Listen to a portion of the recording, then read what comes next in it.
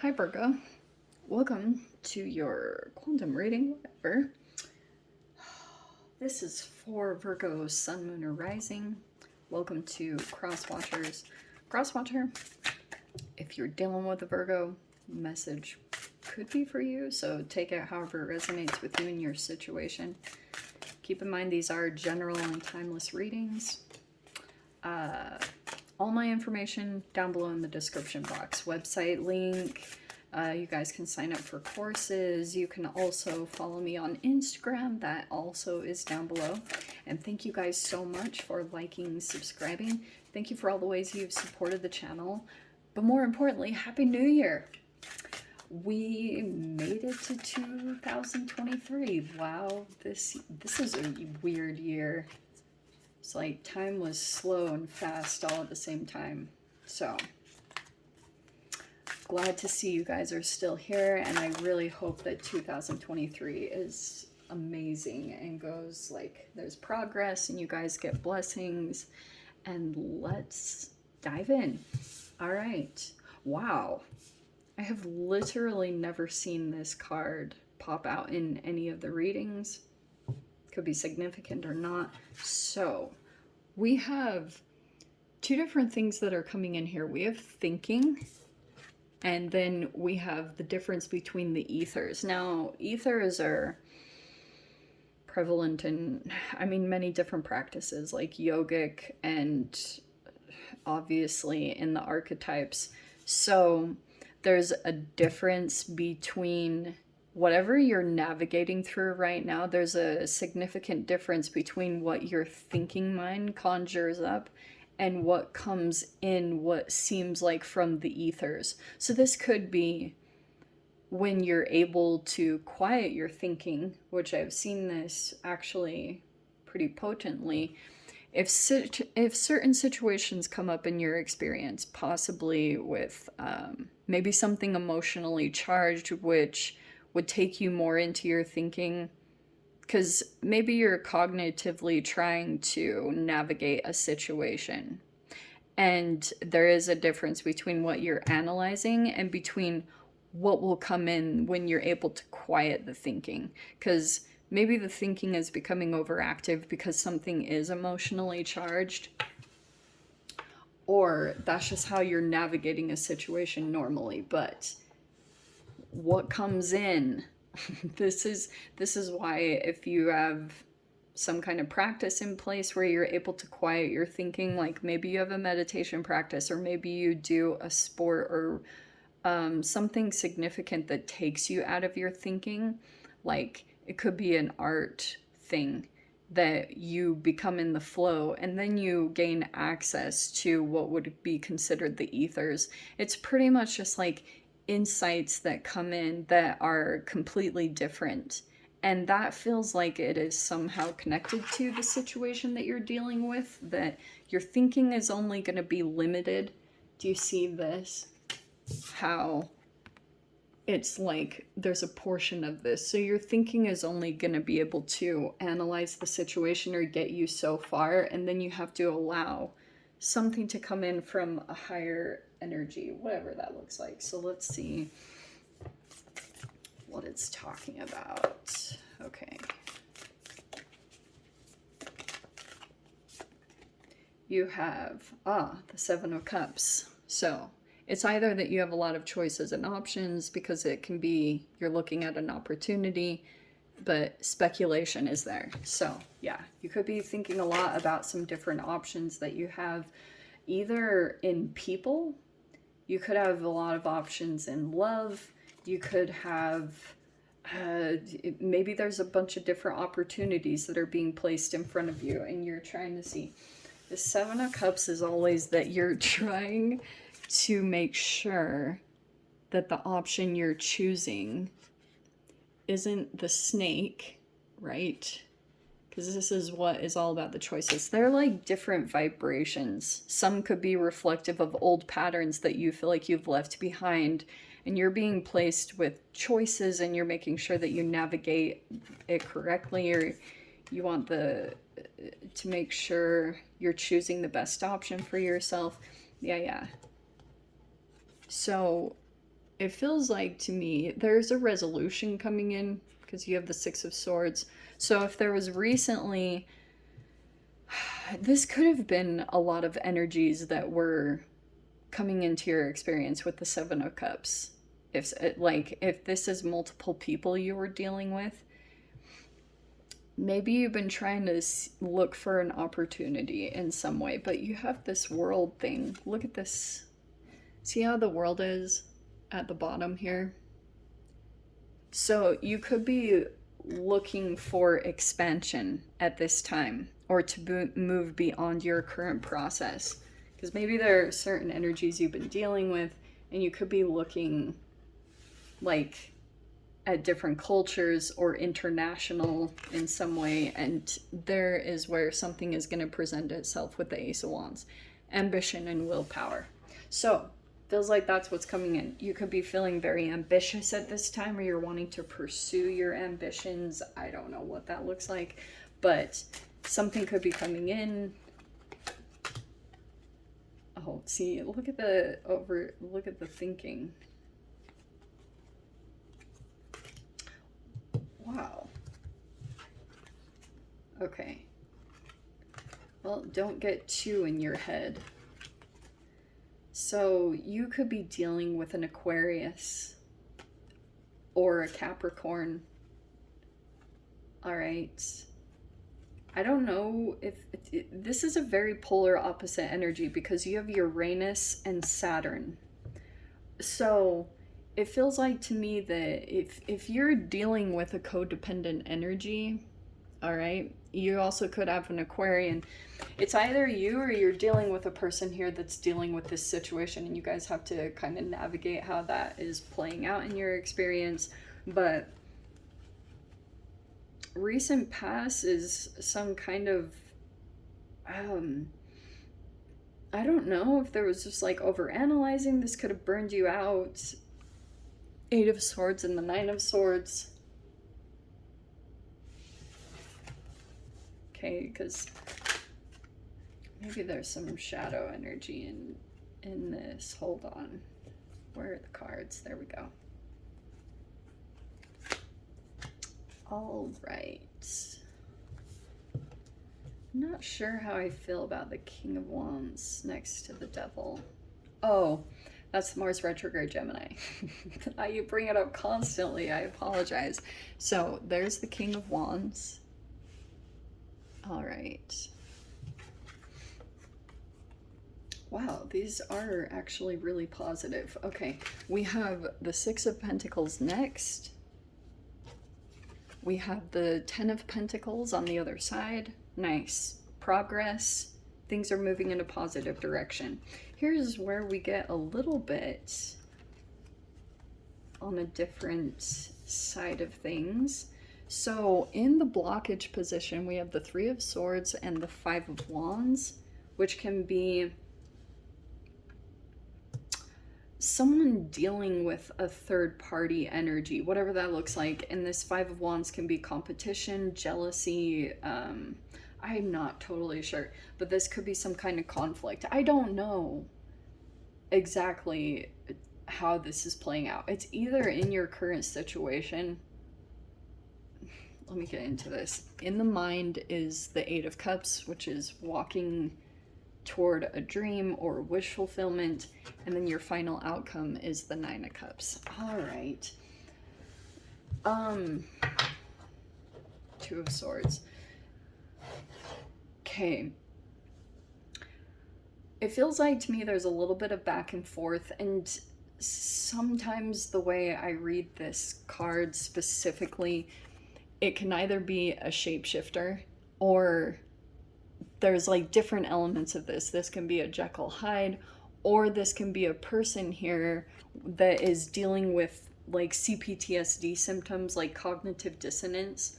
So that's why I'm going to try to give a few different explanations of this so that it's understood about a person's behavior if you're dealing with someone like that, if that's like an outside element. Now, it feels like to me that currently you could feel attached to something with the Devil card. It could be a person here, and there could be an attachment, and I wonder if it's been there was some kind of fear-based energy from the past. But this King of Wands,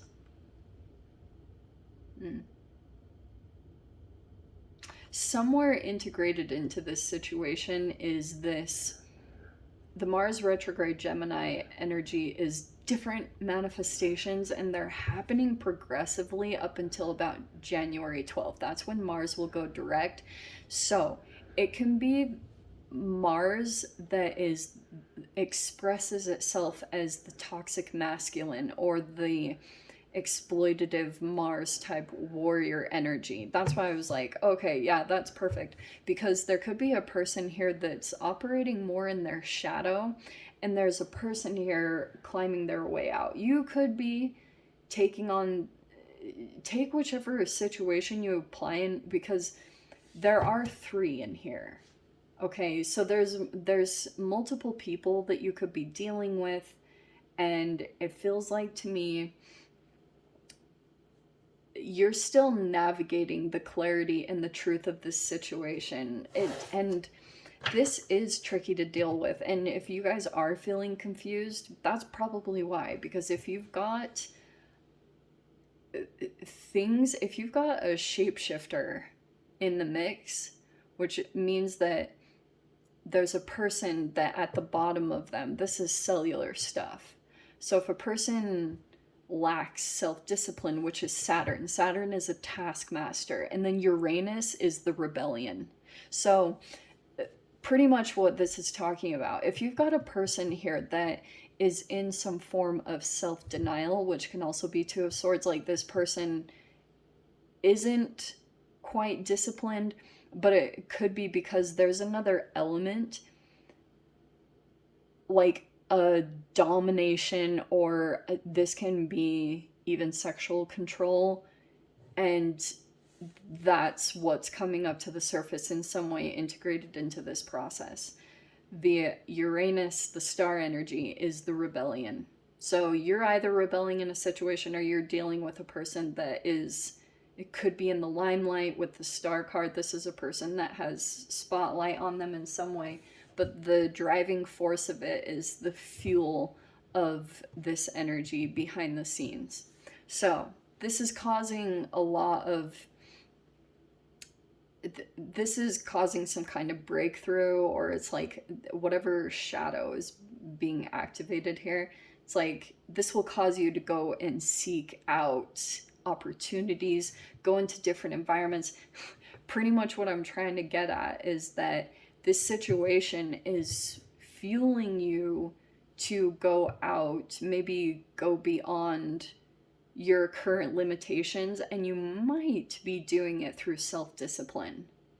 So whenever you come across the Devil, it's usually that the way you approach it is by your own self-discipline, by going before the energy. Does that make sense?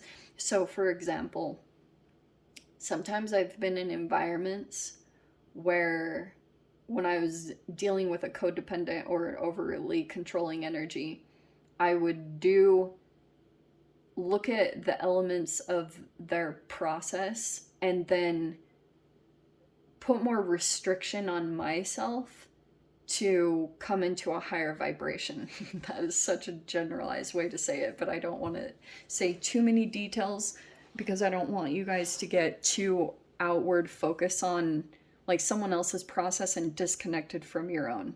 That's like the most important thing, is for you to break down the details of the interaction that you're dealing with the other person. So for example, if you've got a person here, it doesn't just have to be a fire sign, it can be a different sign, but the Mars could be activating maybe muscular activity because Mars rules muscular.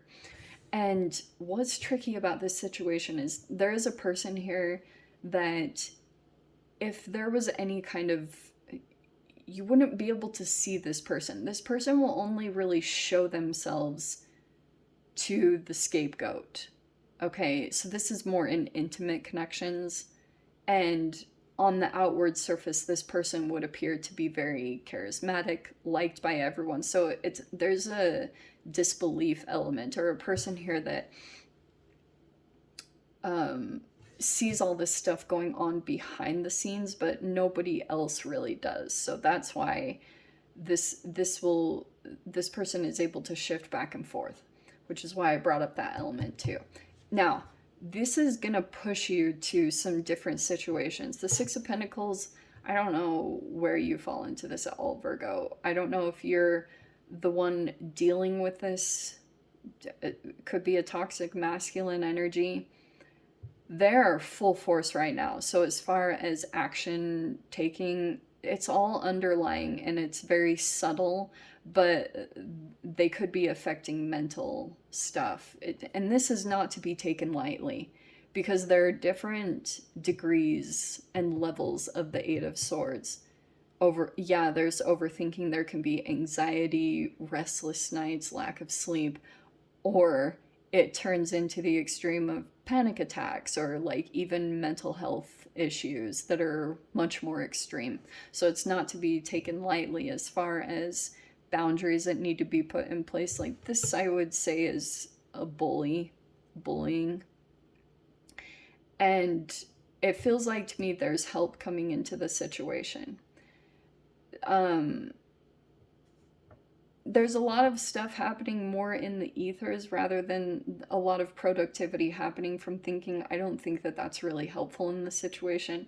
It just feels like as long as you can move into this process of getting your mind quiet, because it feels like you're either dealing with multiple people or you're dealing with one person and trying to figure out how to navigate the right approach, because it looks like you're looking for a resolution in this situation. And I do think it's from opening up. It's either you're opening up to support or you're providing support to someone. I'm not totally sure, depending on where you guys fall in this. But I would protect your mind, and that's like at the forefront of this, is detaching from the energy and making sure that your mind is at peace before you really make any decisions on how to approach this. Because this can backfire every time you try to take action from thinking.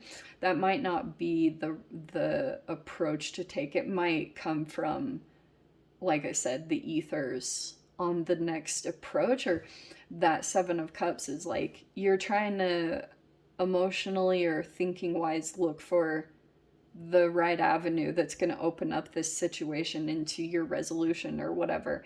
That will come in, because I can see the Ace of Wands in the ether. Something will just come in where you realize it will probably feel like inspiration or firing up.